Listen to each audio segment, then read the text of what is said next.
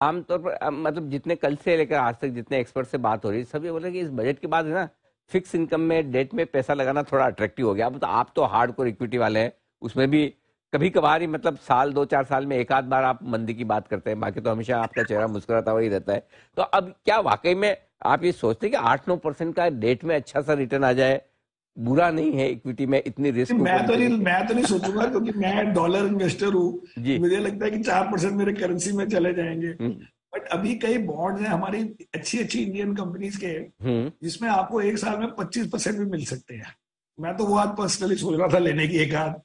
और तो equity investment बहुत है इंडिया में, बट कई बॉन्ड्स में अब 80 और 85 में मिल रहे हैं, जो आजकल न्यूज में है स्टॉक्स। जी। लेकिन जी। कोई लॉजिक नहीं है कि उनके आपको 100 नहीं मिलेंगे एक साल बाद, मतलब फेस वैल्यू वापस नहीं मिलेगी या प्रिंसिपल वापस नहीं मिलेगा। तो वो मुझे बड़े मेरे टाइप के लगते हैं आइडियाज। लेकिन सर कभी कभी ऐसा होता भी होगा आपके साथ कि भाई, एक तो मुझे अगर पर्सनल इन्वेस्टमेंट करना है तो ज्यादा किसी को जवाब नहीं देना, हाई रिस्क प्रोडक्ट भी मैं इन्वेस्ट कर सकता हूँ, और अगर एक पब्लिक मनी या फिर इन्वेस्टर्स का पैसा लगाएं तो थोड़ी कश्मकश रहती होगी, यार सेफ चलें। नहीं, एक्चुअली क्या है कि हम स्टॉक्स अपने आप नहीं लेते। हाँ। खत्म, स्टोरी ओवर।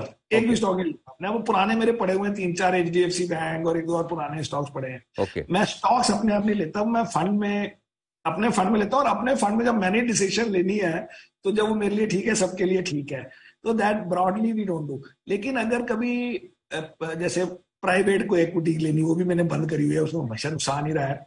और ये कभी कभी ये डिस्ट्रेस डेट, जो मुझे लगता है कि डिस्ट्रेस इतना नहीं है, बिल्कुल भी नहीं है, वो तो हम फंड में वैसे भी नहीं लेते। हम्म। तो मेरे को लगता है कि हम, क्योंकि वैसे भी आपको पता है हमारी स्ट्रेटजी में हम 30-35 स्टॉक लेते हैं। हम्म। मैं कॉन्सेंट्रेशन तो ये नहीं मैं करता कि मैं फंड के लिए ऐसे कर रहा हूँ। हम्म। मुझे लगता है वही करेक्ट स्ट्रेटजी है। अगर मैं हाँ। अकेला होता और मेरा फंड नहीं होता, फिर भी मैं 30-35 स्टॉक ही लेता। हम्म।